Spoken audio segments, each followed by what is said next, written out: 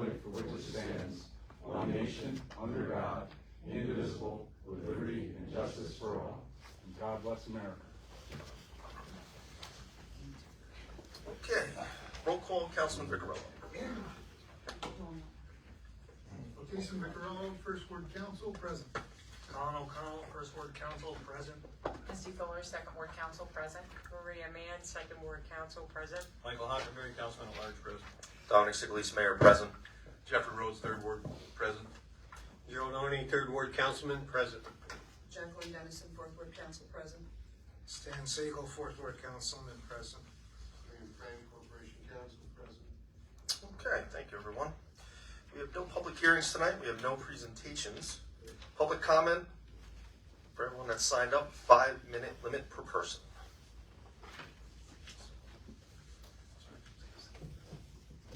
Good evening. Tim Simmons, Fourth Ward, also here to represent the Port River Special Operations Team. I just want to take a moment to talk about this past Saturday's 6th annual polar plunge. It was a huge success. We had 69 people go into the water, and this was the most participation in terms of people going in the water, and for the largest crowd of supporters that we've ever had in our 6 years of doing the event. Once again, I want to thank our sponsors who make this event possible. The Gun Lady, Never Sink Lumber Company, Allison's Pharmacy, Knight Moody Funeral Home. I asked everybody to try to patronize all the sponsors if they could, but we're telling them to hold off on Knight Moody for a while. The Bagel HQ, Mama Grace, the Erie Hotel and Tiki Bar, Mama and Papa Joe's, Hockenberry's Garage, Jim Roner as a past chief in Port Jervis, Bear Holler Embroidery, Union Bay Risk Advisors, John Coda and Son Supply, our county legislator Tom Fagione, Performance Plumbing, our mayor Don Sigalese, Double M Vending, Assemblyman Assemblyman Carl Rabinick, Tom's Automotive, Heckman Refrigerator, and also this year myself and my wife Linda, our Bubba Man, Franny, and Wi-Fi. We did a sponsorship as well. I'd really like to thank Mayor Sigalese for coming, Councilman at Large Hockenberry, our council members that were able to make it, Colin O'Connell, or as his friends call him, Connor O'Connor.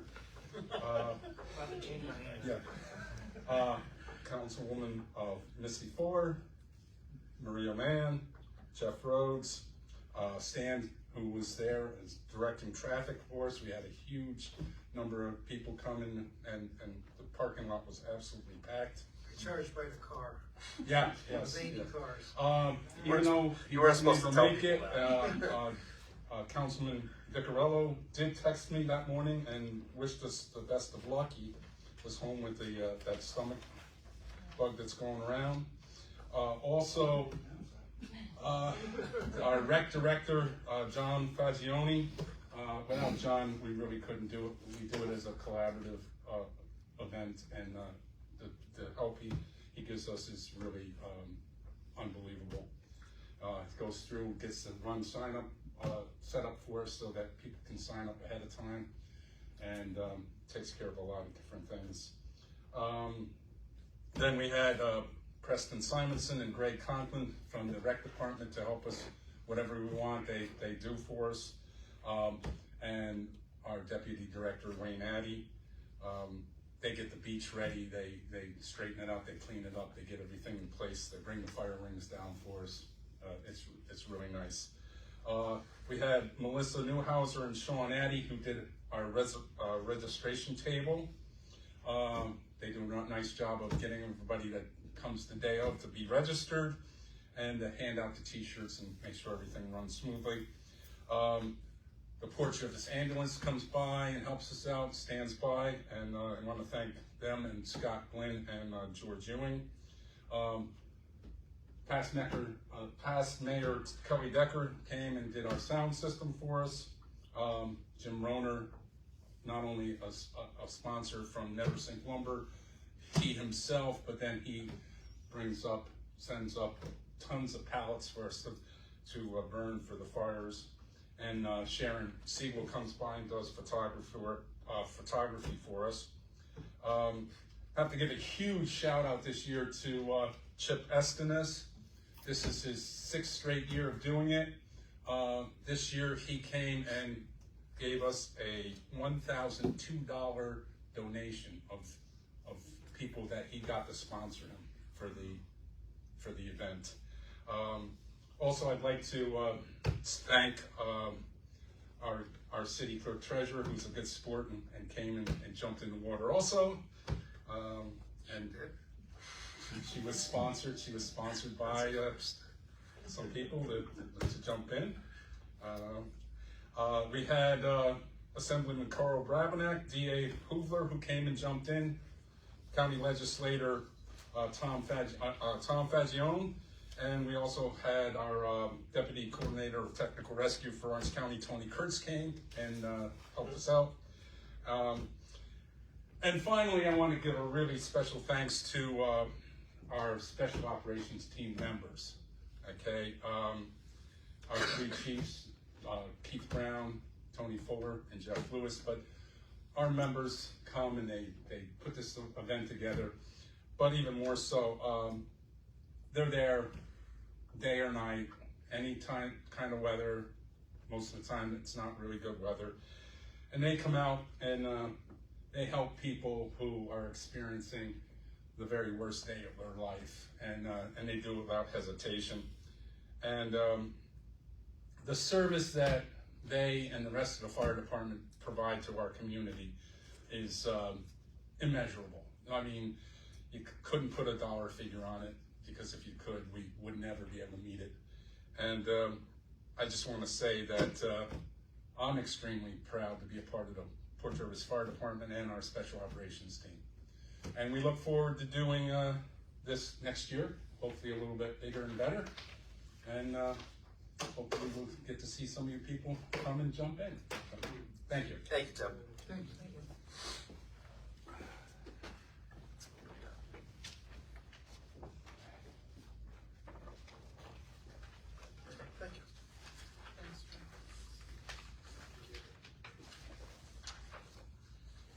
Mr. Wilson.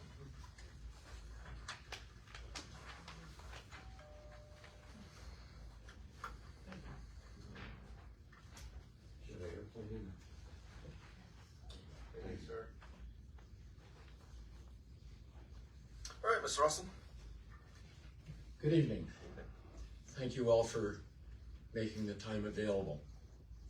As most of you know, I help run the warming station at St. Peter's Church, and I'm here this evening to speak about that. This is a problem that all cities in the U.S. have, not just Port Jervis. We're fortunate in a way that we have our own warming station so that our homeless people can survive the night times. Following the outline here, our main responsibility is to provide emergency shelter overnight during the winter. It's a non-residential program. None of our guests live in the warming station. They come in the evening and they leave in the morning. They don't have it as a residential address, although for motor vehicle purposes, for getting ID cards, we let them use that address so that at least DMV has some place to let them log in. A summary of the current program: we've had an increase of roughly 40% this year, so that our nightly attendance runs 25 or so, whereas a year ago we were at 14 a night on average. It's really a significant increase. We've been providing the program since 2016 at that location, and St. Peter's is our landlord. We pay rent to use the space there. We have a small group of volunteers that actually operate it, and I'm the administrative director. Some of you know Brian Lewis. He's our director of operations. But this group is not an organized official organization. We don't have a board of directors, any official name or anything like that. We are funded primarily by Orange County Code Blue funds, and it runs $58,000-$59,000 each winter, and that helps us pay for the rent, some other improvements, supplies, our staffing, and those kinds of needs. We operate between November 15 through March 31. Our finances are run through the Presbyterian Church, although they do not sponsor us per se. We receive tremendous support from local churches and the community. Some of you are among our donors. We've got a group of probably 15 or so dedicated volunteers that help us out each evening as well as during the daytime. We get a hot dinner prepared each night by a local family, and they have to prepare enough food to feed 25 hungry people. So it's kind of amazing how they do that. We get a lot of clothing donated. We have a shower, which some warming stations in the county do not have, and that was all donated, as well as a clothes washer and dryer hookup that cost about $10,000. All those funds were donated, including a $4,000 Elks Lodge donation at that time. We're able to pay for phone cards, boots, and a whole variety of things. If we have guests that have prescriptions that they can't pay for the copay, we have funds from our donations that enable us to do that. All of these extra services that you hear about are optional. They're at our discretion because we have these donated funds, but we're not required by the county to provide them. It's really just the overnight stay, a cot, a hot meal, is all that we're really required to provide. This winter, so far, we've helped 2 veterans. One of them helping him not lose his rental house. A co-tenant was supposed to help pay for some of the rent and utilities, and that person who had been on probation is in jail, so his contribution disappeared. The other veteran we're helping with car repairs so that he can get around and not have to use an electric bicycle. Item C, the main problems that we find that most homeless people experience are mental health issues, substance abuse, and what I would call a variety of poor parenting. They grew up in probably dysfunctional families, weren't required by their parents to go and finish high school, had minimal expectations and things like that. So they end up making poor decisions in their young adult and adult lives, and end up in our place, which is not where they really want to be. So that number 4, or D, is the real reason I'm here. You're all aware that we've got a crisis in regard to our homeless people not having a place to go during the daytime. They become a burden to our whole community, to our businesses. They hang out at the library, they hang out at Burger King, any place they can find shelter and warmth, but they wear out their welcome. Their behavior is not always acceptable. Oftentimes our local police get called in to kind of shoo them out. It's a frustration for them and everyone because they're that burden. So I'm suggesting and asking the city to consider very seriously, perhaps also including Orange County in this, to take some kind of a leadership role in helping to solve the problem, in identifying possible locations, doing some planning with other nonprofits and service providers to open some kind of a daytime warming shelter where people can stay warm and find other services. The Farnham House and the PJ Rec Center are 2 places that come to mind, but there are other nonprofits and churches that sometimes have space available. There may be funds available either locally or from the county to help pay for either the facilities or some staffing, as well as finding some volunteers that can help supervise. And we've already had a commitment from Honor in Middletown, used to be called Emergency Housing, to provide some case management staff and meet with our people. That's it in a nutshell. Feel free to call on me if you wish. I'd be happy to sit down and do some brainstorming, but at least I wanted to bring this to your attention and let you know that there are some options, but I think it's really important. We've got a couple of rough months left in winter, and our homeless people need help surviving. And we could get some positive things done, maybe some classes, additional services, maybe some jobs. Thank you. Thank you, Mr. Austin. Thank you.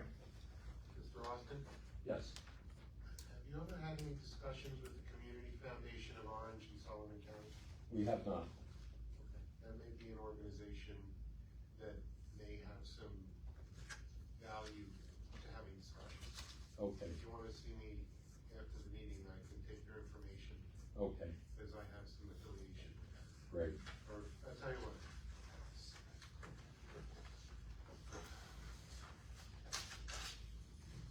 Just see if I can call you in here.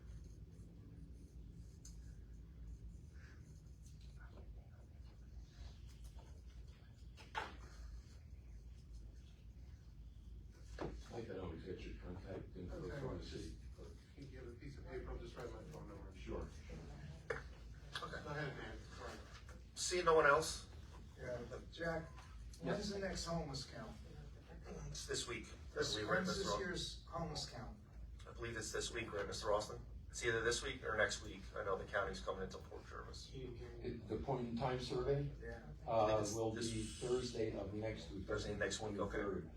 We're having a planning meeting, Friday at 2 by Zoom to work out the details, but tentatively, we'll meet up with the police department, Right. at 9:30 Friday morning, thank you. And then meet again about 3 in the afternoon, kind of canvass the whole city where the hangouts and hideouts are, do a head count. Normally, we come up with about 20 or 25 homeless people, but maybe more this year. Sure. Thank you. I'll be in contact. Thank you, sir. Okay. Seeing no others, I'll entertain a motion to enter into executive session.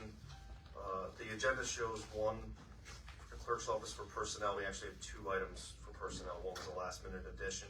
And I would like to invite our city clerk treasurer, Stacy Hosking, into the executive session with us. For the purpose of the executive session, it's to discuss the employment status and compensation of a particular employee. Yes. I'll make that motion. Motion made by Councilman Rhodes, second by Councilwoman Dennison. All those in favor? Aye. All those opposed? Motion carries.